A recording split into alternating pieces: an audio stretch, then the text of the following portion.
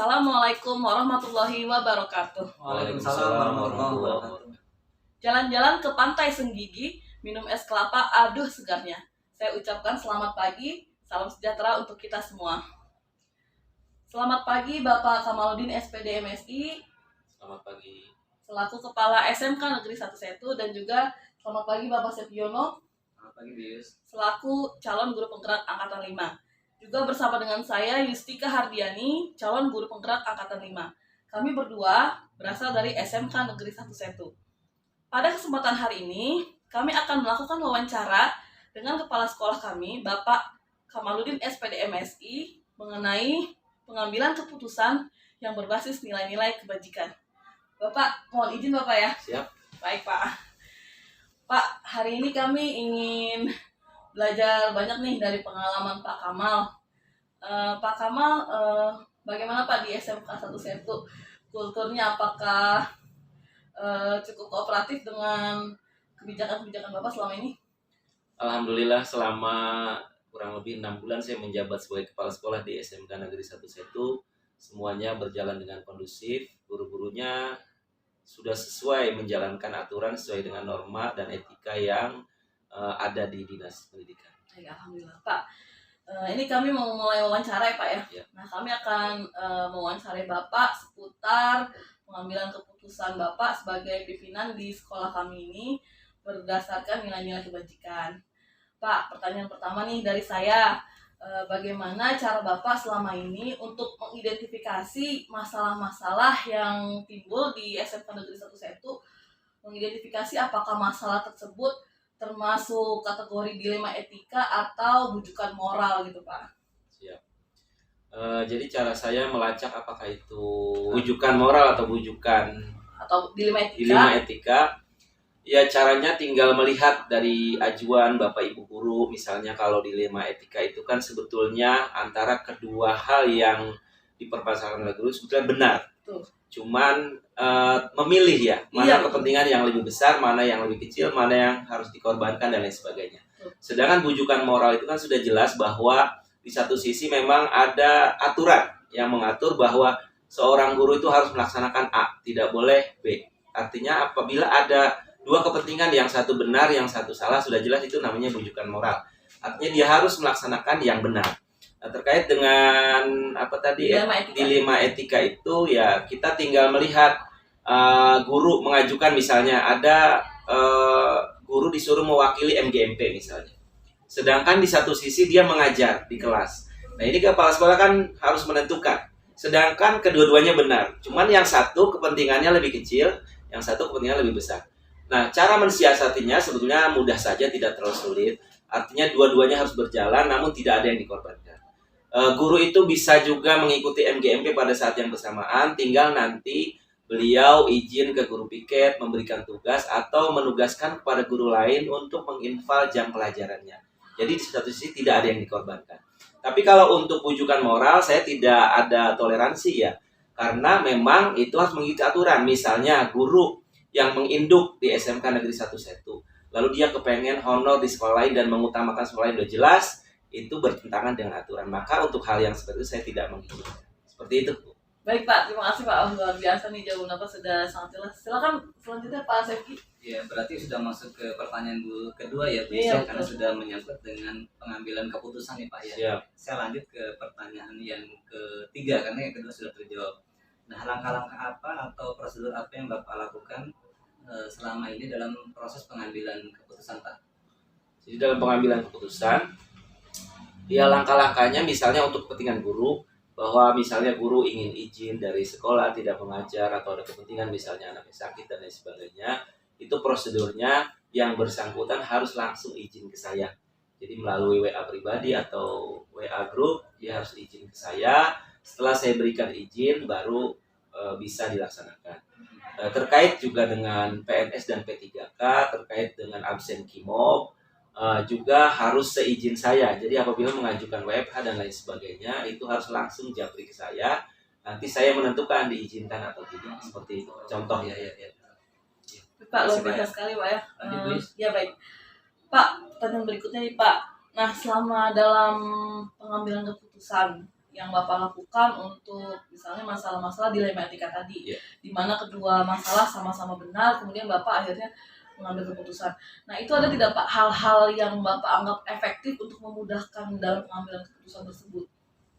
Hal-hal yang memudahkan pengambilan keputusan tersebut ya tentunya tergantung dari dukungan ya orang-orang yang ada di sekitar atau di dalam lingkungan manajemen sekolah terkait dengan pembelajaran, misal dengan kurikulum harus bersinergi. Karena apabila ada guru yang izin ke saya lalu saya mengizinkan sedangkan bidang kurikulum tidak mengetahui, nanti akan terjadi manajemen. Maka dalam hal ini semua harus terkomunikasikan. Setelah guru yang bersangkutan izin ke saya, maka saya harus menyampaikan ke bagian kurikulum bahwa ada guru A yang hari ini tidak bisa hadir ke sekolah karena harus mengikuti MGMP. Nanti saya mengambil keputusan biar yang menjalankan wakil kurikulum untuk mengeksekusi di lapangan. Bagaimana cara pengaturannya di kelas seperti itu. Tetap ada komunikasi. Ya, tetap ada komunikasi. Jadi enggak saya izin ke saya terus saya mengambil keputusan, enggak gitu. Saya harus berunding dengan yang lain. Oke, lanjut Bu. Ya. Ini Pak, selanjutnya Pak, dalam mengambil keputusan Bapak apa terkait dengan dilematika ini Pak, apakah ada tantangan yang Bapak rasakan yang tantangan yang berat lah barangkali dalam mengambil keputusan itu Pak? Tantangan udah pasti ada ya, karena kadang kita karena melihat dua sisi benar ya, dua-duanya benar, tapi kepentingan yang satu misalnya kepentingan pribadi, sedangkan yang satu yang dikorbankan adalah kepentingan umum, misalnya siswa, kelas dan lain sebagainya. Tentu ini menjadi dilema juga, pasti menimbulkan masalah. Bahkan tidak jarang juga ya kepala sekolah itu sampai kepikiran dibawa pulang ke rumah gitu ya. Kira-kira tadi pengambilan keputusan yang saya ambil itu udah benar atau belum gitu. Cuman kan ketika kita memimpin, maka kita dibutuhkan untuk mengambil keputusan dalam waktu cepat. Jadi kita harus mengambil keputusan yang cepat dan tepat. Artinya tidak ada yang dirugikan. Semua tetap bisa berjalan. Itu sih intinya seperti itu. Baik Pak, luar biasa. Ini Pak, berikutnya pertanyaan dari kami. Dalam pengambilan keputusan gitu Pak, apakah Bapak misalnya dalam kasus dilematika tadi menemukan kasus langsung diselesaikan pada saat itu juga, atau Bapak memiliki jadwal khusus untuk penyelesaian masalah-masalah dilematika yang terjadi di SMK Negeri 1 Setu ini Pak? Siap, alhamdulillah selama saya 6 bulan di SMK Negeri 1 Setu untuk pengambilan keputusan saya tidak pernah mengambil keputusan secara pribadi ya. Artinya setiap hari Senin pagi setelah upacara bendera saya suka mengadakan briefing dengan manajemen, terdiri dari para wakil kepala sekolah, kepala program studi, sehingga masalah-masalah yang akan dilaksanakan ke depan itu kita rundingkan dan diambil keputusannya di situ secara bersama. Karena saya tidak mau mengambil keputusan yang tidak didukung oleh bawahan saya. Ketika saya mengambil keputusan sendiri, nanti saya mengeksekusinya sendiri di lapangan tidak mendapat dukungan, pastinya kegiatan tidak akan berjalan dengan lancar. Ya, berarti dengan demikian pada saat pengambilan keputusan itu juga melibatkan orang-orang yang menjadi bagian dalam manajemen ya Pak? Betul. Selain top manajemen, misalnya wakil kepala sekolah, kaprodi, juga saya akan mengambil para pelaksana di lapangan langsung. Misalnya terkait dengan kesiswaan, misalnya pelaksanaan maulid, saya akan memanggil panitia maulid langsung untuk juga diajak berembuk dan lain sebagainya. Ada faktor-faktor yang mendukung barangkali Pak, yang membantu Bapak dalam mempermudah pengambilan keputusan Pak? Ya artinya dalam pengambilan keputusan memang satu ya hal yang berpengaruh itu pengalamannya. Pengalaman ketika kita pengalamannya banyak, pernah mengalami hal-hal yang serupa, itu akan mempermudah kita dalam mengambil keputusan. Yang kedua, kita juga punya komunitas, misalnya MKKS, musyawarah kerja kepala sekolah.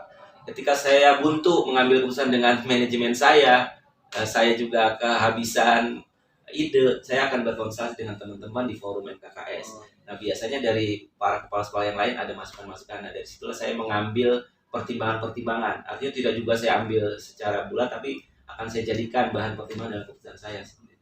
Bagus sekali Pak ya. Iya. Silakan Bis. Ya Pak, ini terima kasih banyak nih Pak ya atas segala penjelasannya Pak. Pertanyaan terakhir nih Pak dari kami nih Pak. Dari sekian cerita Bapak, pengalaman Bapak tentang bagaimana Bapak melaksanakan tugas Bapak dalam pengambilan keputusan sebagai kepala sekolah di SMK Negeri 1 Setu Pak. Jadi kira-kira ada tidak Pak selama 6 bulan belakangan Bapak memimpin sekolah ini pembelajaran yang mungkin Bapak petik gitu Pak dari bagaimana cara seorang pemimpin mengambil keputusan gitu Pak berdasarkan nilai-nilai kebajikan? Siap. Jadi dulu ketika saya belum jadi kepala sekolah ya, saya jadi wakil kepala sekolah, suka mengambil keputusan sendiri. ternyata setelah jadi pimpinan itu berbeda dan benturan kepentingannya lebih luas. Kalau dulu ketika jadi wakil, benturan kepentingannya mungkin hanya di skup kewakilan saya. Tapi kalau sekarang saya udah jadi kepala sekolah, benturan kepentingannya lebih luas terkait dengan seluruh warga yang ada di sekolah. Misalnya di SMK 1 saya itu ada 1.400 siswa, ada hampir 100 guru dan lain sebagainya. Itu kan kepentingannya lebih besar. Artinya beban yang diberikan dalam pengambilan keputusan akan semakin berat. Artinya ketika saya salah mengambil keputusan, dampaknya akan semakin luas. Untuk itu saya sangat berhati-hati, makanya saya mengambil masukan dari para manajemen saya, juga dari teman-teman rekan kepala sekolah dalam pengambilan keputusan supaya efek-efek yang berdampak luas tidak terjadi. Ya. Sebelum kita tutup, barangkali Bu Yus, kita ini kan calon pemimpin masa depan, Insya Allah. Barangkali ada pesan dari Bapak nih buat kami berdua nih. Ya. Silakan Pak. Pesannya, karena ini guru penggerak adalah calon pembina masa depan, calon kepala sekolah, calon pengawas, saya berharap nanti ketika Bapak Ibu jadi pimpinan, harap bertindak secara bijak ya, mengutamakan kepentingan umum, jangan mengutamakan kepentingan pribadi, dan berpikir secara luas dan panjang, jangan mengambil keputusan dengan emosi dan pandangan yang sempit. Karena kita jadi pemimpin bukan hanya dipertanggungjawabkan di dunia, tapi juga di akhir pertanggungjawab. Terima kasih. Ini Pak Kamal, terima kasih banyak telah meluangkan waktu untuk sesi wawancara dengan kami, dengan saya Pak Sekiono dan Bu Yustika. Mudah-mudahan apa yang sudah kita bicarakan ini ada manfaatnya buat kami, khususnya untuk bekal kami juga di masa yang akan datang. Mudah-mudahan segera selesai diklatnya dan diangkat jadi kelas. Terima kasih banyak Ya, Pak Kamal. sama-sama. Baik, izin menutup Pak Kamal Pak Segi. Ya. Baik, demikianlah sesi wawancara kami dengan Bapak Kepala SMKN 11, Bapak Kamaludin SPD MSI. Banyak sekali pengalaman dan pengajaran yang beliau berikan kepada kami. Semoga kelak saya, Bu Yustika, dan Pak Sekiono bisa mengambil keputusan dengan mempertimbangkan nilai-nilai kebajikan seperti yang beliau contohkan. Sekian dari kami. Wassalamualaikum warahmatullahi wabarakatuh. Waalaikumsalam warahmatullahi wabarakatuh.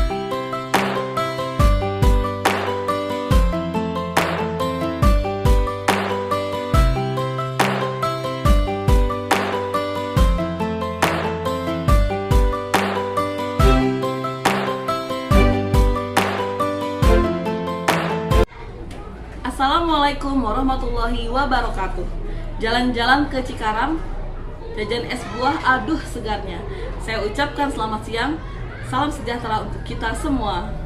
Pada kesempatan kali ini, saya berkesempatan untuk mewawancarai Ibu Hajah Iis Supriyati SPD SD selaku Kepala SD Mukti Jaya 01. Mari kita saksikan wawancara saya dengan beliau.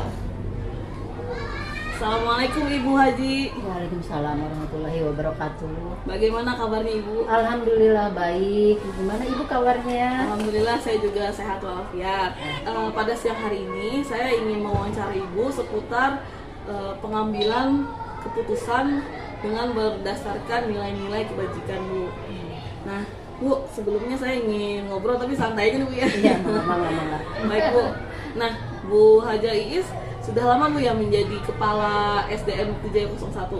Insya Allah 3 tahun. Wah, sudah 3 tahun ya? Insya Allah 3 tahun Neng. Oh, sudah 3 tahun berarti sudah cukup banyak mengenal Bu ya lingkungan sekitar Mukti Jaya ini Bu ya? Insya Allah. Oh, iya. Ya mudah-mudahan nanti saya bisa banyak nih Bu memetik hikmah dan pengalaman Ibu ya dari wawancara ini. Bu, berdasarkan pengalaman Ibu nih Bu selama 3 tahun menjadi kepala sekolah di SDN Mukti Jaya 01 ini, kira-kira selama 3 tahun ini Ibu menemui Bu tidak Bu masalah-masalah atau hal-hal yang perlu diputuskan gitu terkait dengan dilema etika ataupun terkait bujukan moral gitu? Kalau untuk dilema etika, kalau nggak salah ya Neng ya, kalau dilema etika itu kan masalah Iya. yang sama-sama kedua-duanya baik. Betul. Tapi Ibu harus memutuskan. Betul. Itu sering terjadi gitu ya. Sering terjadi. Kalau untuk tadi bujukan moral biasanya kan seseorang atau kelompok meminta gitu ya. Bu gimana nih kalau begini gitu ya. Dan berarti Ibu juga harus memutuskan. Kalau permasalahannya kasusnya itu dua-duanya baik, tentu saja Ibu akan mengutamakan yang lebih baik.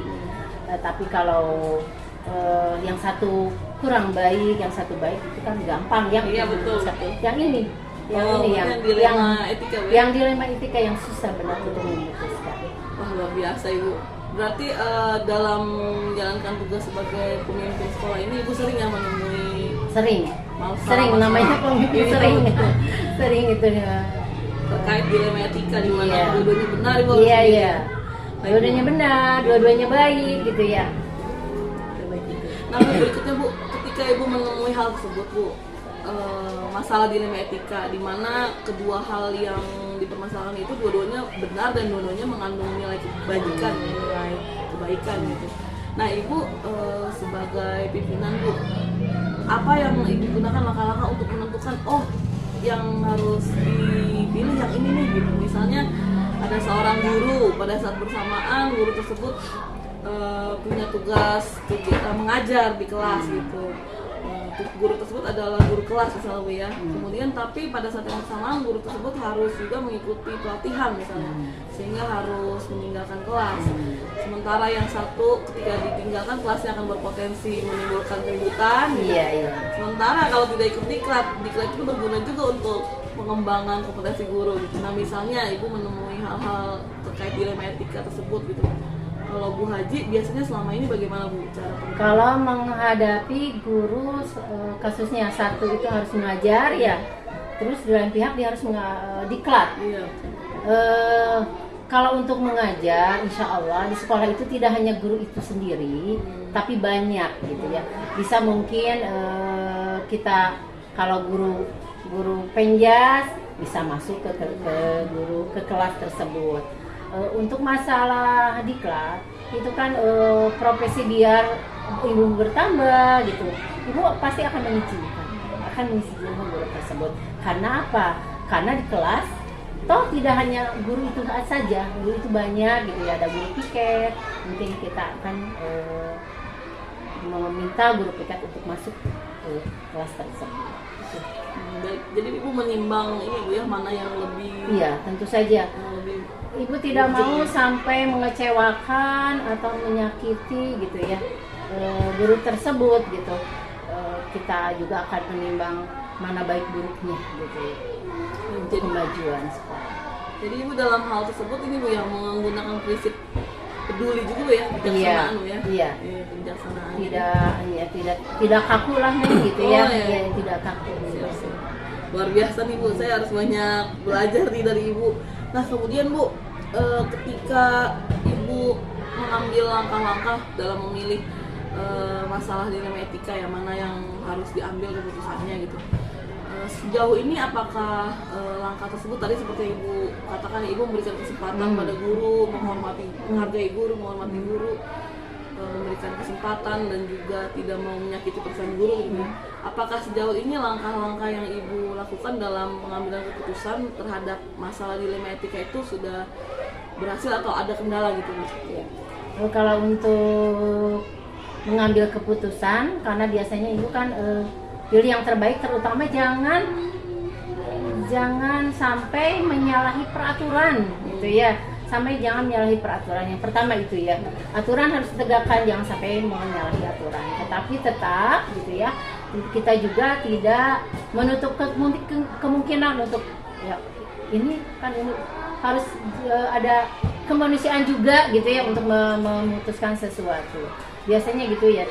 Satu itu jangan menyalahi peraturan. Kedua, kalau bisa gitu ya, kalau bisa kita rembukan bareng gitu ya. Ini kalau tadi kasusnya dengan guru yang tadi mau bintek, yang satu mau bintek dengan bagaimana meninggalkan kelas, mungkin ibu duduk bareng ngasih, terus ibu juga panggil guru yang lain, kita duduk bareng. Ini ada ibu guru yang mau berangkat bintek, mohon pengertiannya untuk mengisi gitu ya. Itu yang kedua.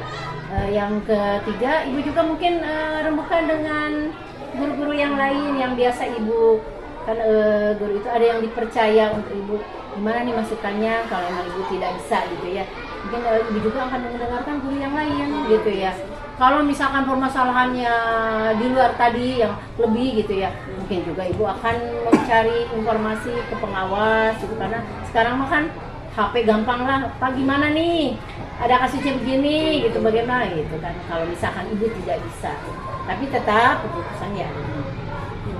Luar biasa ini ya. Jadi saya belajar banyak nih hari ini tentang cara Bu Haji selama ini dalam mengambil keputusan. Berarti kalau saya simpulkan ada 3 Bu ya. Yang pertama ibu melihat dulu dari segi aturan. Tetap saja ibu berpedoman jangan melanggar aturan. Kemudian yang kedua tadi ini Bu ya, Duduk bareng, menyelesaikan masalah. Ya. Jadi musyawarah mufakat Bu ya. Iya. Kemudian yang ketiga meminta masukan ya, dari terkait ya. Tadi ibu bilang kalau masalahnya lebih pelik daripada sekedar kasus yang tadi kita bicarakan, ibu biasanya akan meminta masukan pada misalnya pengawas dinas gitu ya. Luar biasa. Ini benar-benar Bu menjadi pembelajaran bagi saya ya Bu ya, kedepannya gitu, belajar dari Bu Haji bagaimana menjadi pemimpin yang dalam mengambil keputusan itu berbasis nilai-nilai kebaikan. Bu, selanjutnya ini saya ingin bertanya Bu, misalnya ada dilema etika atau masalah-masalah yang muncul dalam keseharian di SD 301, apakah selama ini misalnya Ibu punya jadwal khusus gitu Bu untuk penanganan masalah-masalah yang terjadi di SD 301 gitu? Untuk penyelesaian kasus biasanya ibu tidak mengambil jadwal ya. Begitu ada permasalahan, mari kita selesaikan gitu hari itu juga. Jangan sampai ibu nggak mau berlarut-larut gitu ya, karena semacam bom waktu gitu. Kalau ini bisa meledak gitu kapan saja, berarti kan sekolah tidak sehat gitu ya. Kalau bisa diselesaikan hari itu, kita selesaikan hari itu. Tidak khusus untuk penjadwalan. Jadi ketika ditemukan masalah dilema etika, jadi supaya tidak menjadi bom waktu, ibu langsung ya langsung menyelesaikan dengan tahapan yang tadi. Nah Bu, berikutnya ada tidak Bu faktor-faktor apa gitu Bu yang mempermudah ibu selama ini dalam menentukan pengambilan keputusan itu harus seperti apa gitu? Faktor-faktornya yaitu tadi, satu, kalau kita tidak mau merugikan gitu dan kita juga tidak mau dirugikan, satu, kita harus berpedoman pada aturan, jangan menyalahi aturan gitu ya. Yang pertama ya. Yang kedua, aturan sudah ditegakkan gitu ya, tapi jangan mengenyampingkan sisi kemanusiaannya gitu ya. Jangan sampai ini ada aturan baku gitu ya. Selama aturan bisa ditegakkan dan bisa dipertanggungjawabkan, yang kedua bisa lah gitu ya, sisi kemanusiaan tetapi harus bisa dipertanggungjawabkan gitu ya, jadi tidak baku lah Neng, tidak harus ini aturan harus begini gitu, tetap gitu ya, tetap sisi kemanusiaannya itu harus ada gitu ya. Jadi 2 hal Bu yang menjadi faktor kemudahan itu, apabila yang pertama keputusannya sudah berdasarkan aturan, insya Allah baik dan yang kedua tentu juga mempertimbangkan sisi kemanusiaan, kebijaksanaan sebagai pemimpin gitu. Baik Bu, luar biasa sekali ini saya. Ya kadang-kadang begini kan, kebijakan itu kan bertentangan dengan aturan. Betul. Tapi kita lihat gitu ya, kalau kebaikannya lebih gitu ya, kita ambil. Jadi mempertimbangkan 2 hal ya, aturan juga sisi kebaikannya. Bu, ini luar biasa sekali Bu, diskusi wawancara hari ini, siang ini saya mendapatkan banyak masukan. Nah Bu, pertanyaan terakhir nih sebagai closing statement Bu, kira-kira apa kiat Ibu atau misalnya saran Ibu kepada saya selaku calon guru penggerak ke depannya itu, apa yang dapat saya lakukan gitu Bu agar bisa mengambil keputusan yang baik gitu berdasarkan nilai kebajikan seperti yang Ibu lakukan seperti itu? Sebenarnya gimana ya, Ibu juga kan sama ya, proses gitu ya. Ini juga proses dalam pembelajaran, karena hari demi hari itu pasti permasalahan ada ya.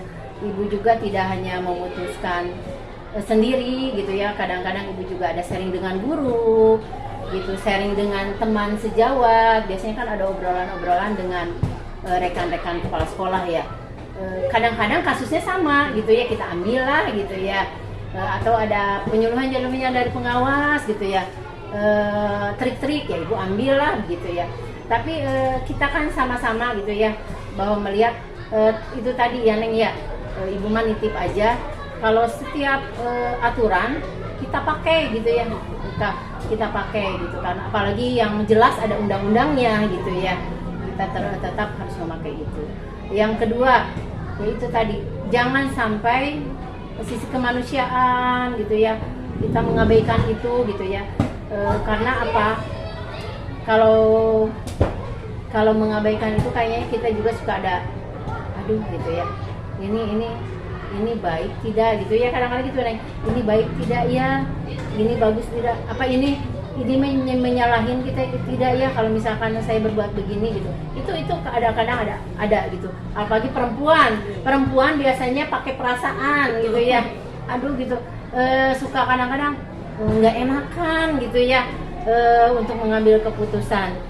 Jadi mudah-mudahan gitu ya, kalau kita sama-sama perempuan ya nantinya, apalagi nanti menjadi pemimpin, ya itu tadi kembali lagi tadi peraturan gitu, jangan menyampingkan kemanusiaan, perasaan. Kalau apalagi perempuan mah ada perasaan seorang ibu, Iya. bagaimana menerapkan ke anak buah kasih sayang gitu, itu mungkin aja. Baik. Ibu, ini terima kasih sekali Bu ya atas waktu yang Ibu berikan kepada saya untuk memetik banyak pelajaran nih dari pengalaman Ibu selama Ibu menjadi kepala sekolah. Mudah-mudahan saya dapat mengaplikasikan apa hikmah yang saya dapat dari Ibu ya. Amin. Baik Bu, terima kasih banyak Bu. Sama-sama. Saya izin menutup ya Bu. Mangga.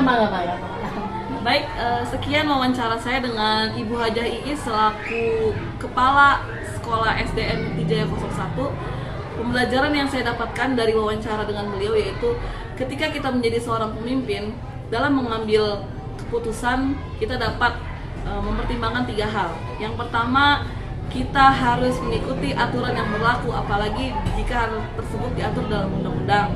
Yang kedua, kita harus mempertimbangkan sisi kemanusiaan sesama manusia. Dan yang ketiga, kita dapat meminta saran kepada dinas atau pihak terkait untuk memperkuat keputusan yang akan kita ambil, karena pada ujungnya keputusan diambil oleh seorang pemimpin. Demikian wawancara saya dengan Ibu Hajah Iis, SPD SD, selaku Kepala SD Mukti Jaya 01. Terima kasih atas perhatiannya. Billahi taufiq wal hidayah. Wassalamualaikum warahmatullahi wabarakatuh.